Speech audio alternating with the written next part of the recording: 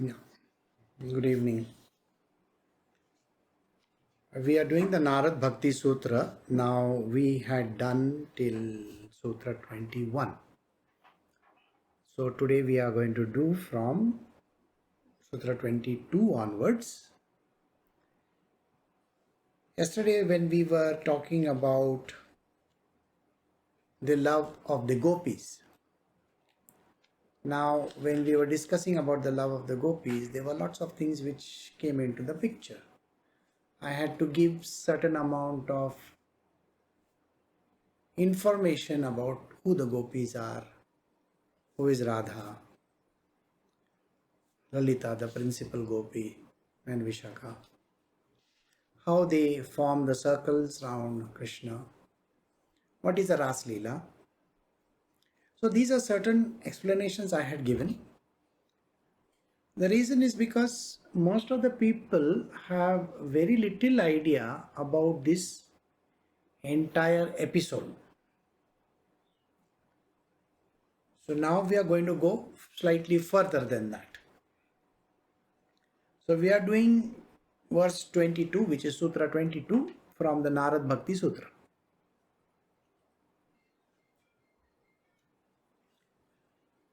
So it says, even there, in this condition of total love, there is no bane of forgetting the glory of the Lord.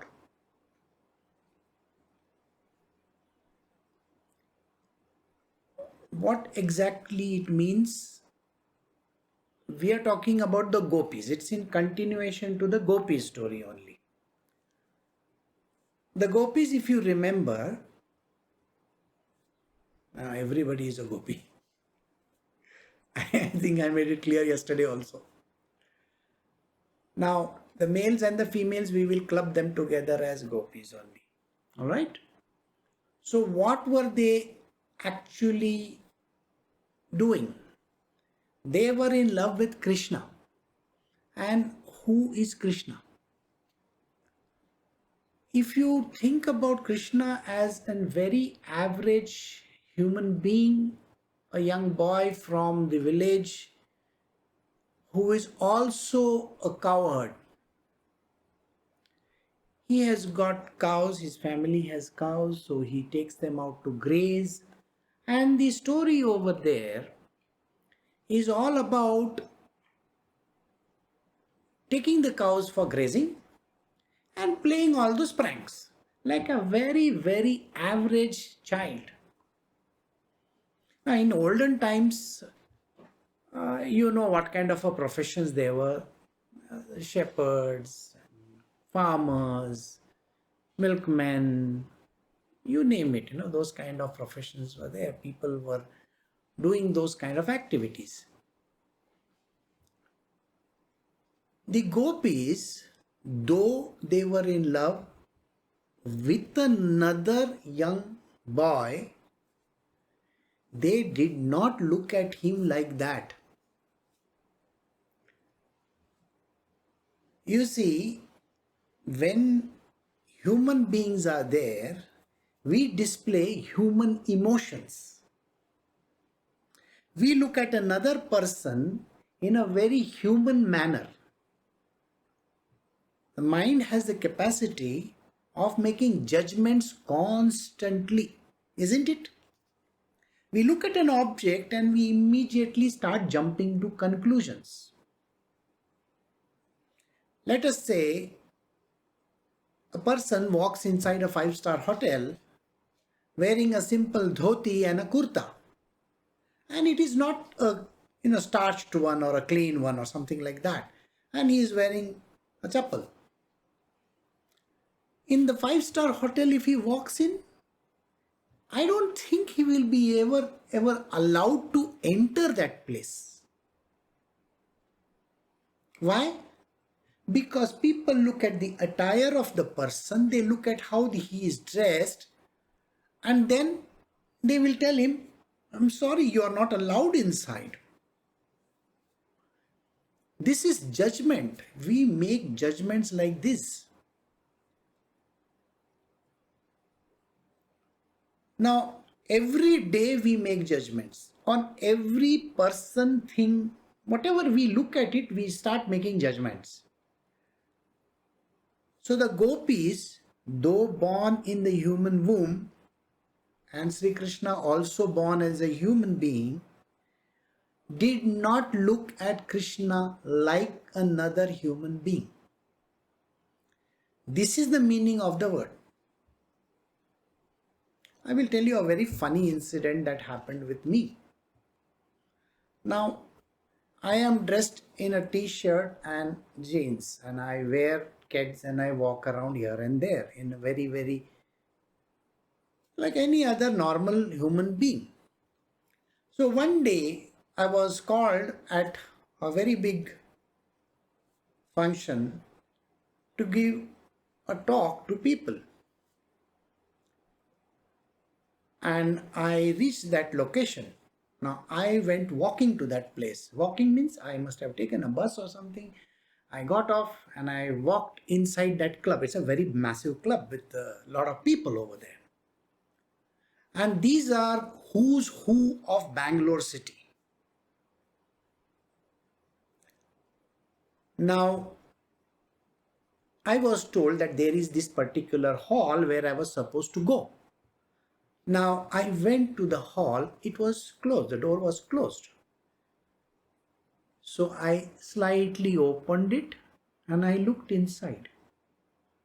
A well-dressed gentleman with tie and all, he literally sprang at me and he said, "Don't disturb us. Get out from here." And I was wondering, I thought I had disturbed some kind of a meeting or something. I said, "I'm very sorry, sir." And I walked out of that place. And I was wondering, now what am I to do? So the organizer who was there, I called that person. And I said, I think I have come to the location, but I don't know which hall I am supposed to go to. Can you please request somebody from there to come and meet me? And maybe they can guide me to that place because it's a big club, very massive place. So 2-3 ladies came out of the same place from the same door, and they came and they looked at me and they asked me, "Are you Guruji?" I said, "Are you looking for me?" Because I just now called up someone. "Oh, so sorry. And they escorted me inside. So when I went inside, all these people who were dressed so nicely with coat and tie and whatnot, they were completely taken aback. And the person who had asked me to get out came to me to apologize and say, "We are very sorry, we did not know. We thought a Swamiji will be coming who will be dressed in orange color clothes and he would be having a very big car and he will have a lot of people around him. But you came alone dressed in a t-shirt and a pair of jeans. How are we to recognize you?" This is what happens to people. Judgments. We make judgments constantly by looking at a person, the way he is dressed, the way he talks, the way he behaves. Everything is judgmental. The divine, which is the supreme divine consciousness, has to be recognized even as a young child. Think about it. Here is a very young boy, and he is the Lord Almighty who has come on earth and is here for a certain reason. So the only people who recognized him were the gopis. They knew who he was. He was the eternal Lord, the Father in heaven, the supreme divine consciousness, whatever you want to call him. and they revered him to that level. The amsh of the Lord, or the amsh, that means the portion of a portion, even that cannot be recognized if it appears in the human form. We assume it is like an average human being. We think that, oh, this person is so average. He behaves and talks exactly like a human being. The sages and saints are also the divine. Hardly anybody can recognize them. You look at Ramakrishna Paramahansa, who is dressed in a simple dhoti and maybe a kurta, maybe nothing like that. Or you looked at Sai Baba, who was dressed in a kafani, and that too a torn garment. Nityananda Maharaj of Ganeshpuri, Vajreshwari as we call it in Mumbai, was dressed in a kaupin. Who would recognize such a great figure? It is very difficult to know who they are. One day it so happened that I was walking down the ghats, and at Triveni Sangam I met a person, and that person came and wished me, and then I looked at him and I said, I want you to talk to me. Tell me what you are doing. And he behaved in a very, very normal manner. It was difficult to recognize a very great saint. He looked like a complete madman. At another place in Audambar, we had gone to a temple of 64 yoginis. Is that correct?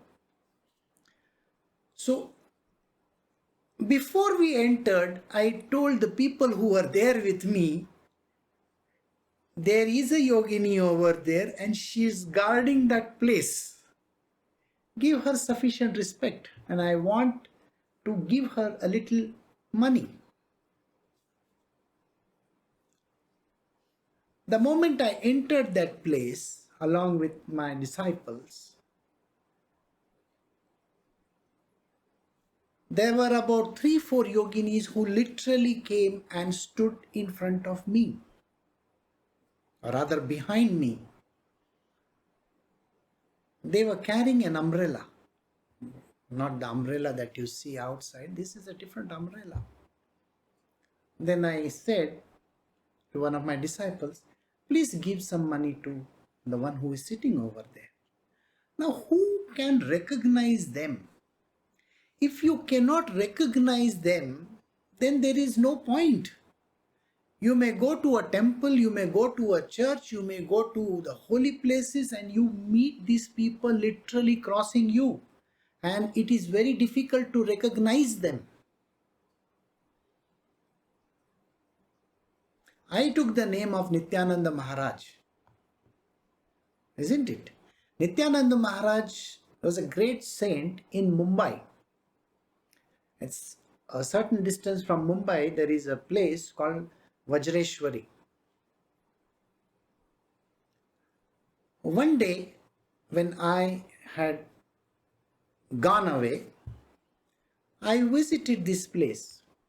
It was late in the afternoon.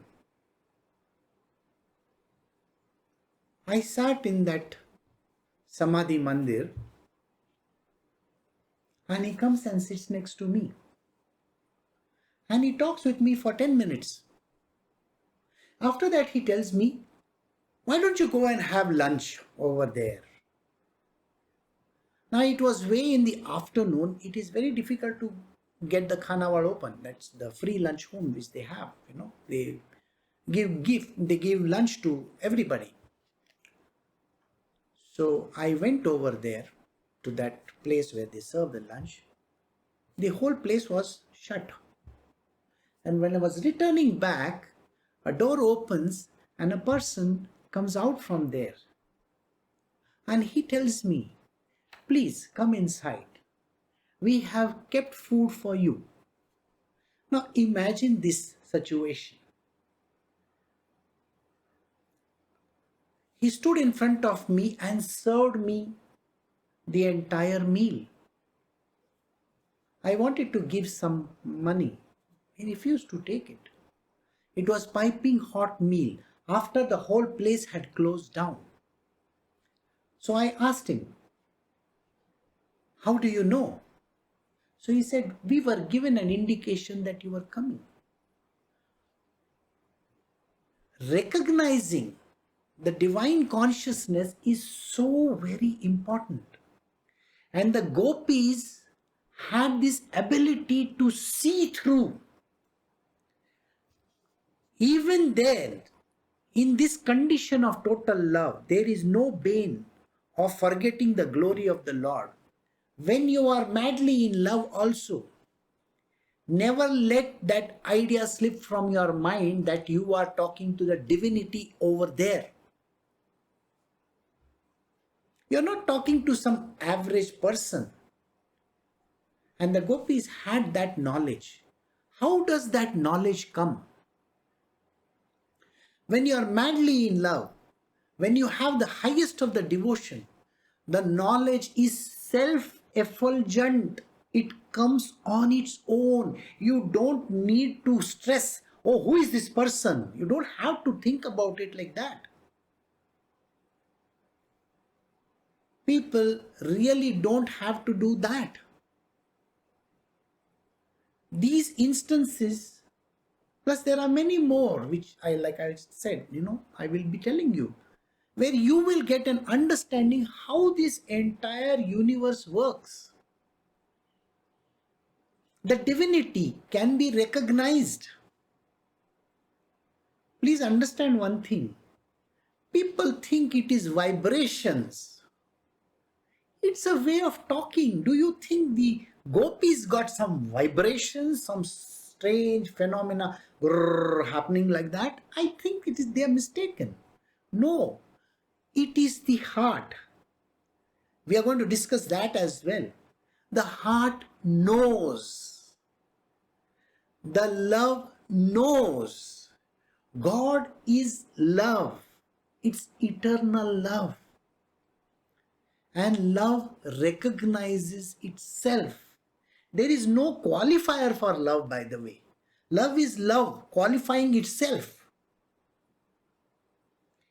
It is love which looks at another and knows that this is love.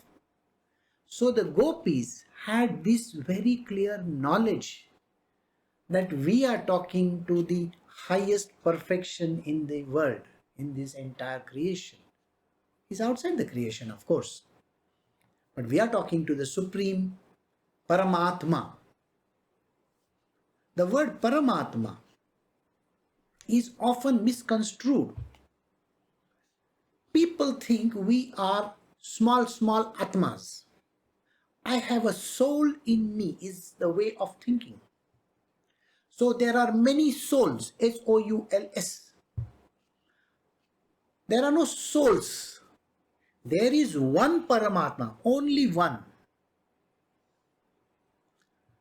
You think Paramatma can be cut and broken into small bits and made into souls? Paramatma is everywhere. The Supreme Divine Consciousness is everywhere. We are creations of Mother Nature, Prakriti. Understand this. What is within us is called the Spirit, the Divine Spirit. That little essence of the Lord is there within us. That is the way we have to look at it. It's literally like we are a bottle and we are filled with it. Inside and outside is the divinity. But we never experience. Human beings have a difficulty of experiencing that. The reason is because of the covering. It's like if I wear red color glasses, I can see the world red in color. If I wear yellow color glasses, I will see the whole world as yellow.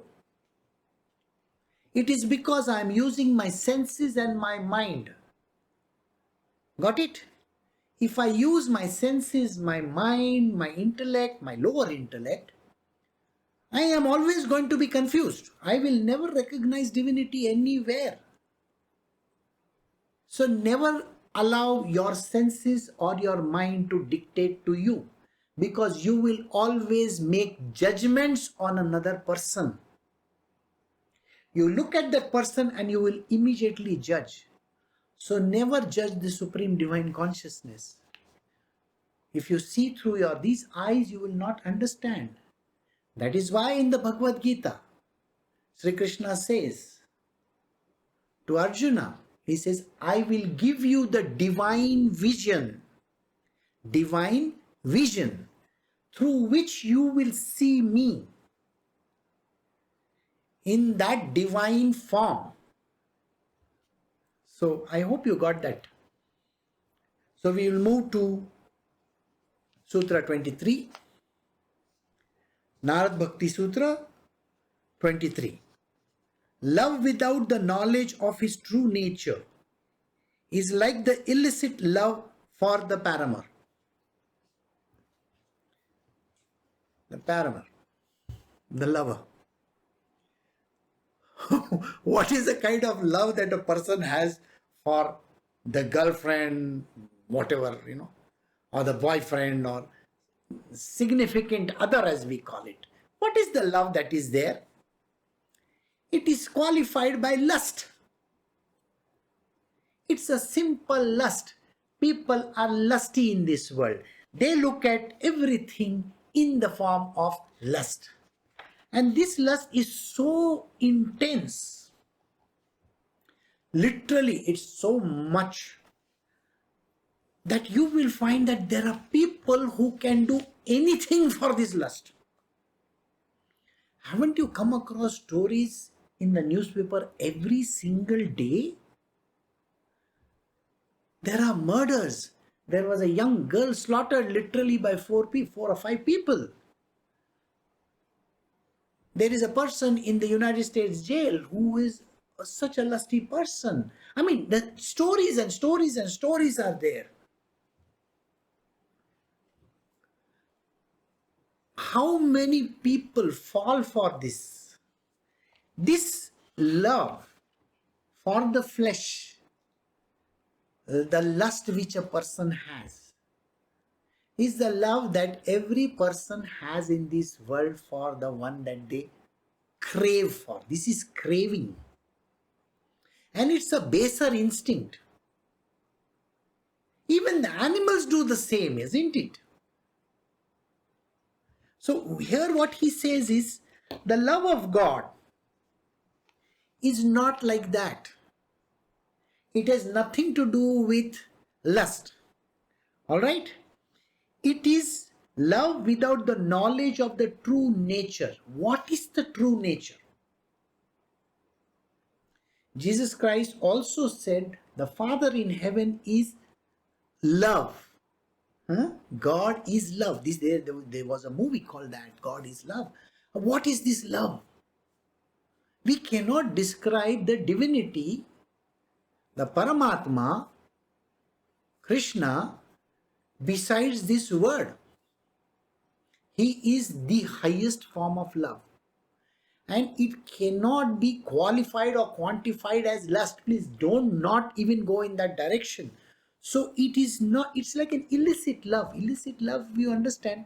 It's a sneaky kind of a love that you have. You look at that person sneakily. And what are you looking for? What is average human being looking for?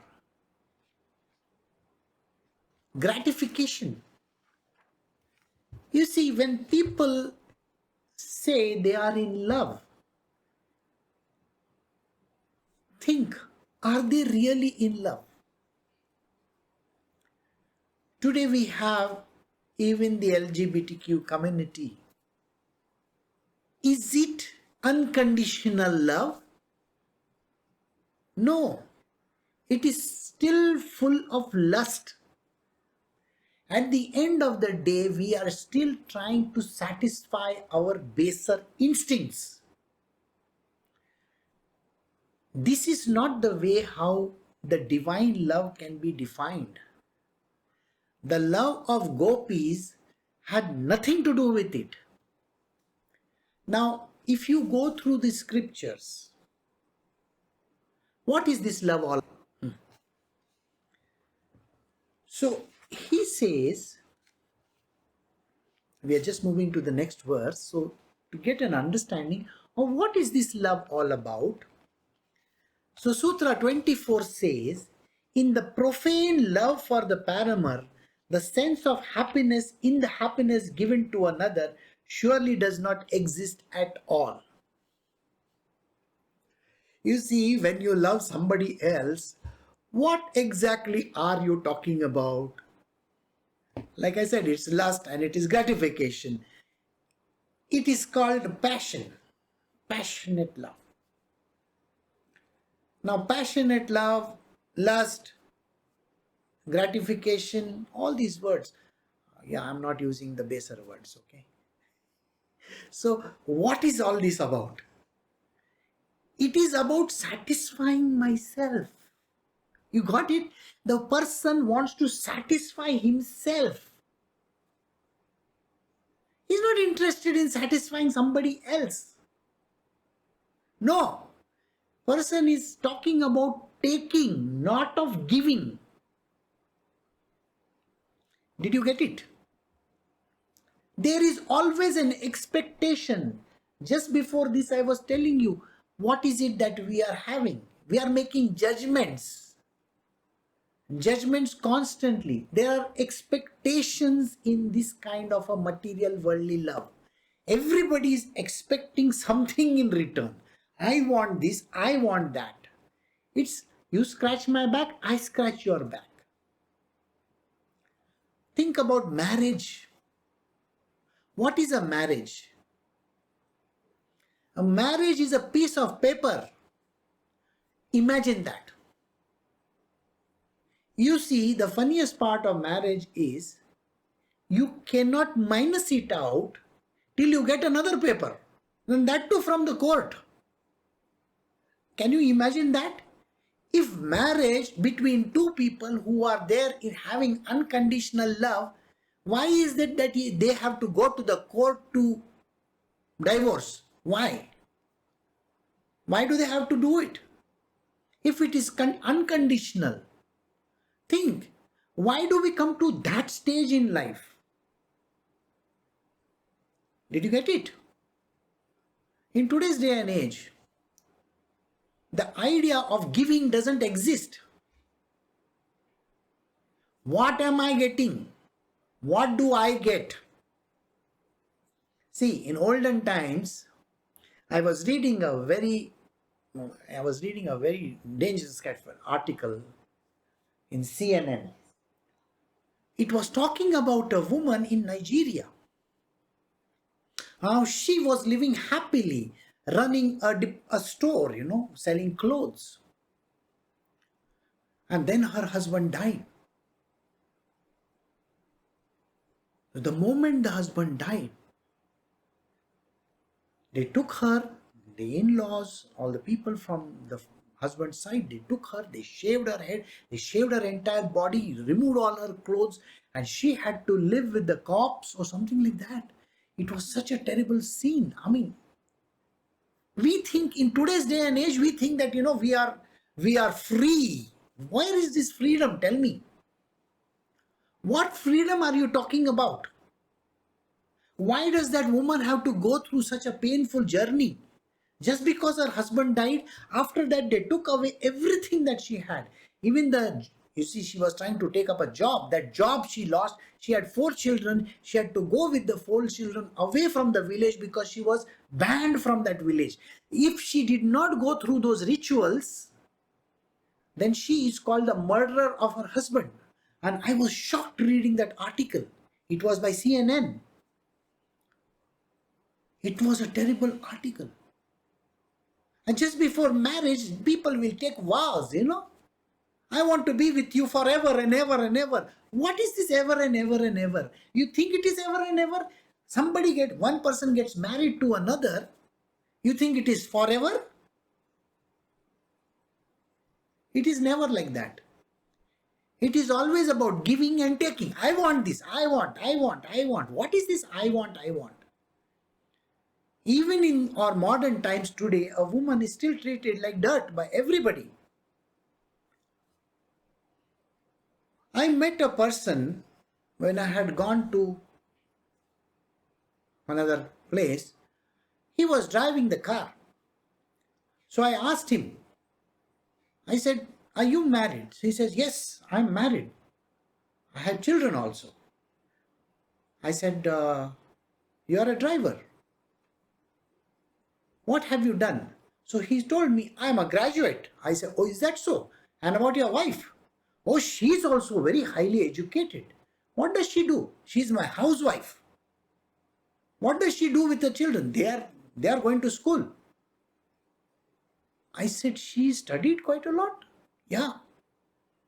You see, her job is only to look after the kitchen, take care of me and the children.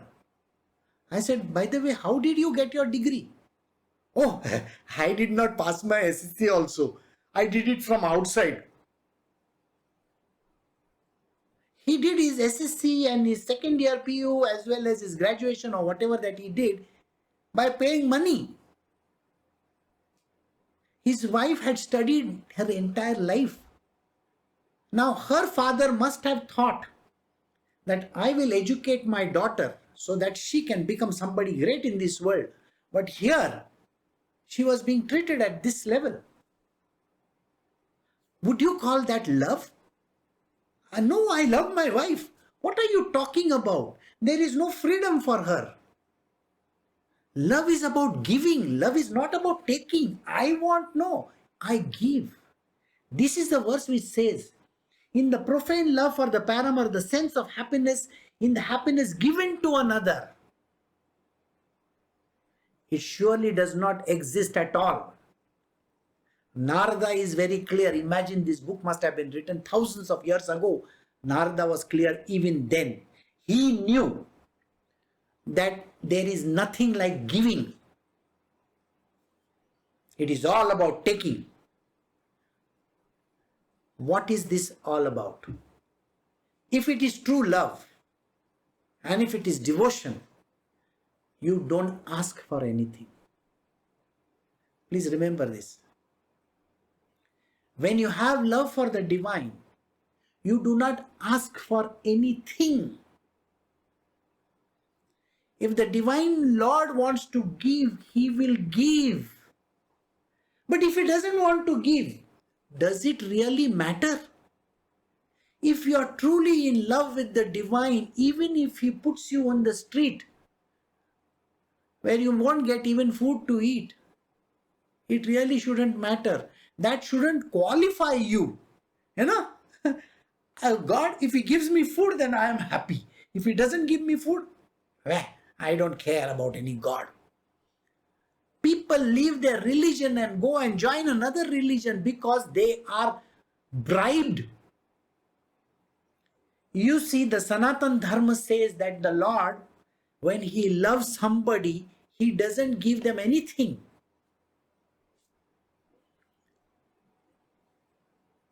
The moment a person comes to know, oh, this family is suffering.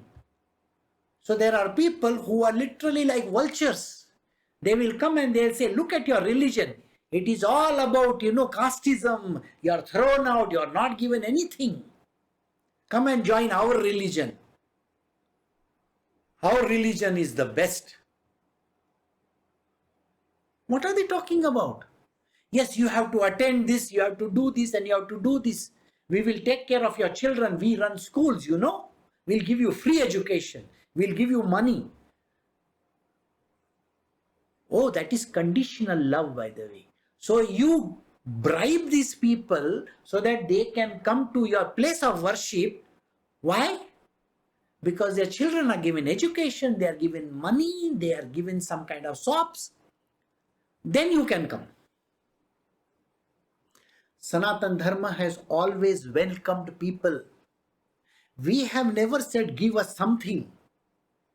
On the contrary, it is Atiti Deva Bhava, which means we treat everybody like a guest. You understand? Everybody is welcome here. If you want to come to India, India gives you a free visa. If you know how many times my visa has been rejected, why? Because I don't have income. What is the need? Oh, if you have income, then you can come to my country.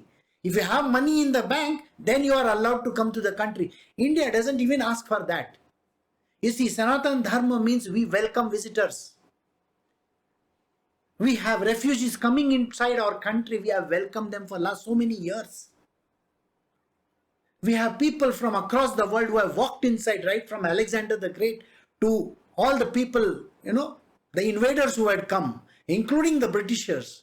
We have welcomed them. We have given them our land and said, okay, you can stay over here. We have been very kind. If I have to go to any of these countries, they will first want to see my balance sheet, my money in the bank, how much do I have, what do I have? What are you asking? There is no humanity in this. Please understand. Love is about giving. Love is not about taking. See, that is what I said. You look at a person and you think and you make your judgment based on that. You cannot make judgments. Now, the strangest part about making judgments, that is called conditional. It is conditioned by certain thing. I still remember going to a small village in Maharashtra. And there was a couple. Now, they were very big social workers in that area. They did not have any income. But this person was the winner of the Magsaysay Prize. It is given by another country. He is a very great person. Now, he wanted to go somewhere. I think to the United States. If I am not mistaken, it is Baba Amte's son. Baba Amte was a great social reformer in eastern Maharashtra. Incidentally, I met this gentleman many years ago. I stayed with him for a day.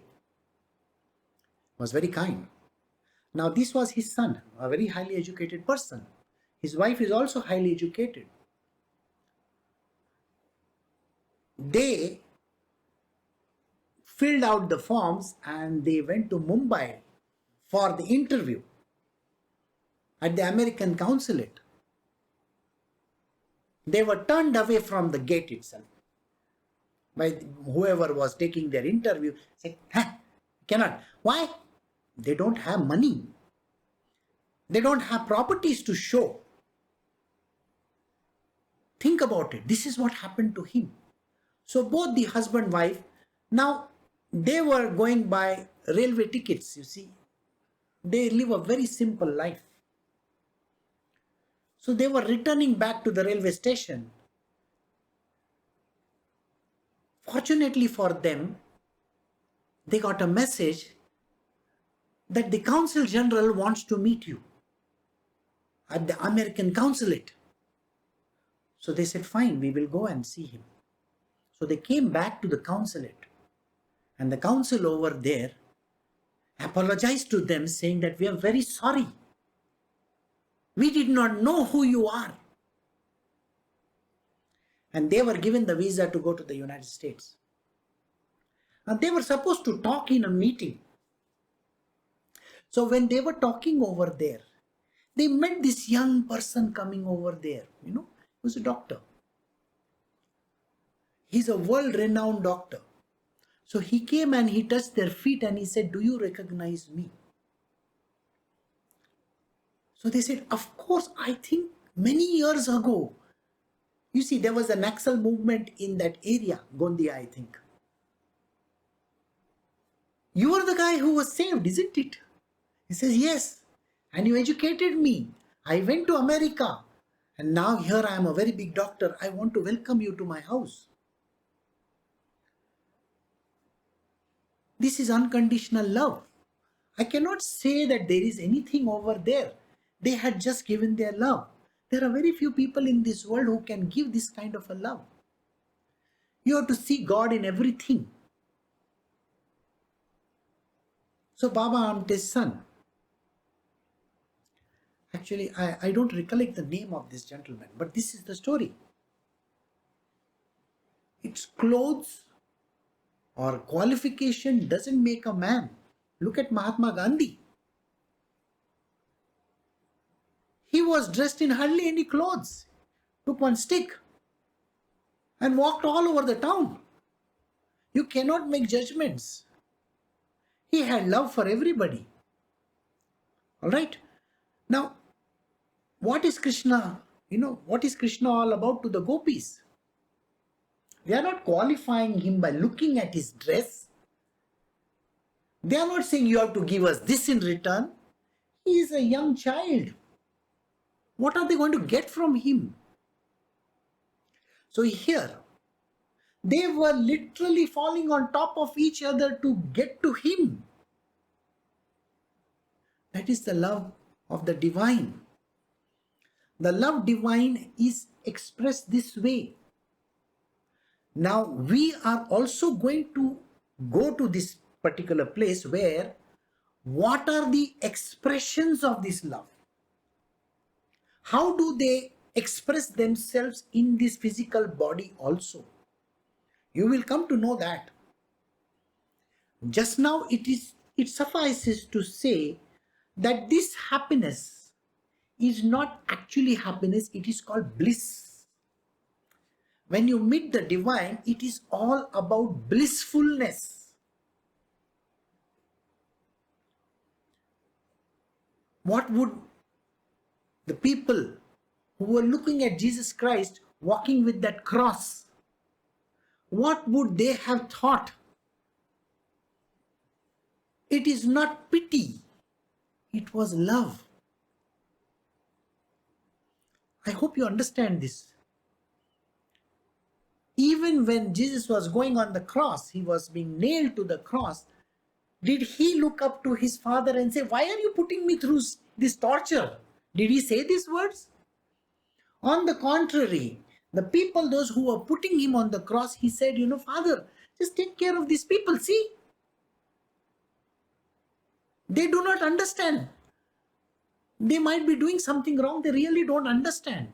So please forgive them. They are not doing anything. They are being driven to do that."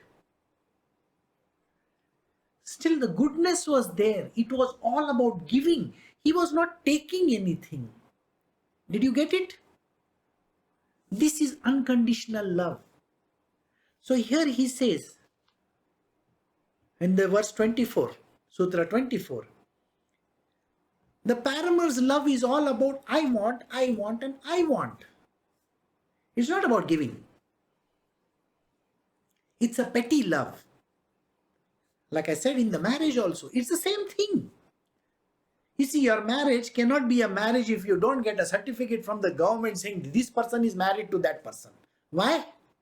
Because issues like property, this, that, children, legitimacy of the children is important, isn't it? Oh, I am married to this person. Then the legitimacy of the children comes into the picture. Without that certificate, you are nobody. A true yogi, a true sadhu doesn't even have any papers with him, by the way. He doesn't have a cell phone. He doesn't have any papers. He doesn't have a ration card. He doesn't have anything which will say who he is.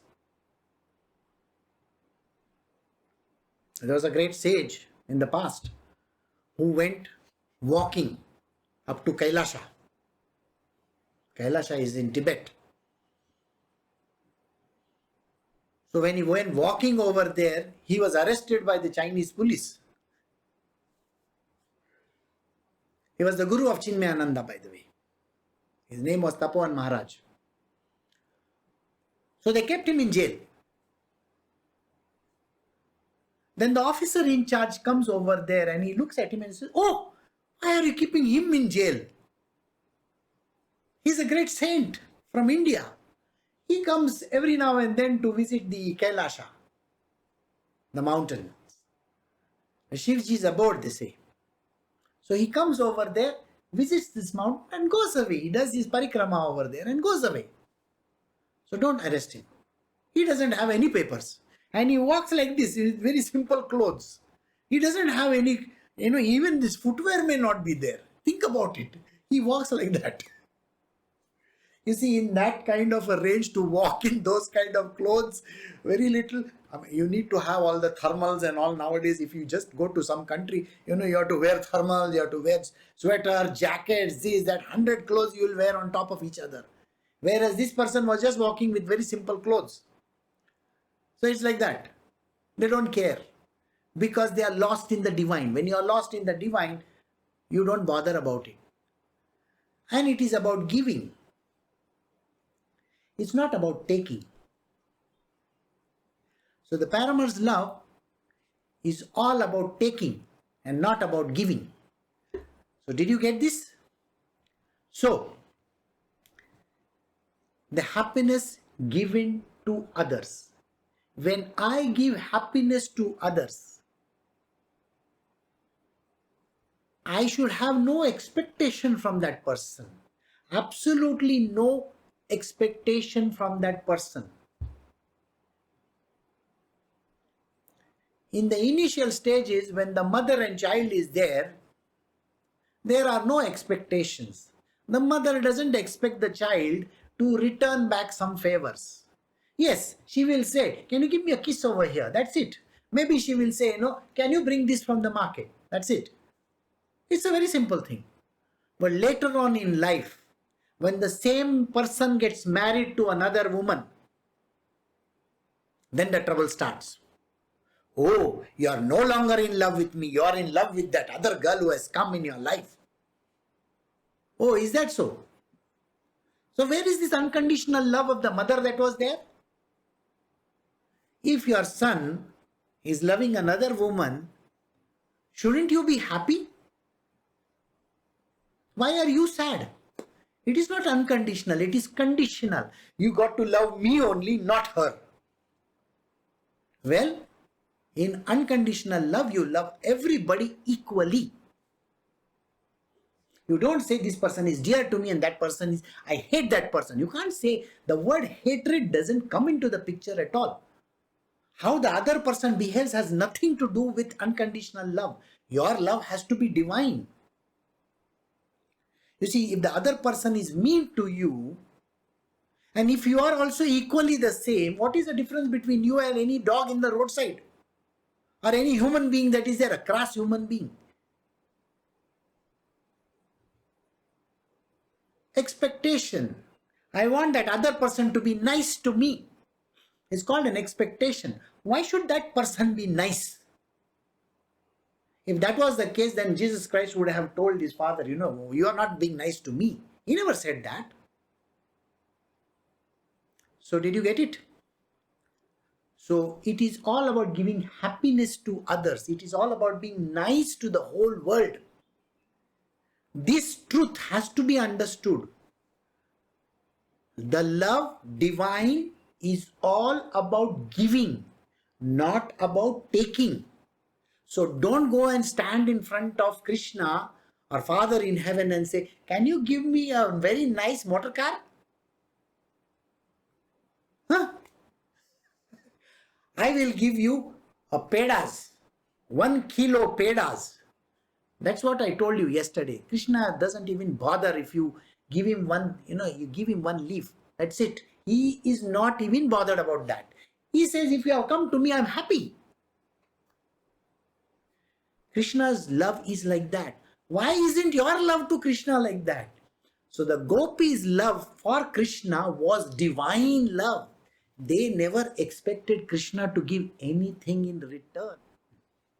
So the divine love is always about giving. Otherwise, there is no unconditional love. If there is no unconditional love, there is no devotion. So single pointedness in devotion doesn't come. You are looking at the other person's purse. How much is that person giving to me? If somebody gives me money, I will be happy. If somebody gives me this, I will be happy. If you give me your love in return, I will be happy. What are you talking about? It is not about taking and giving, taking and giving. No, it's about giving only. If the other person goes and loves somebody else, why should it bother you?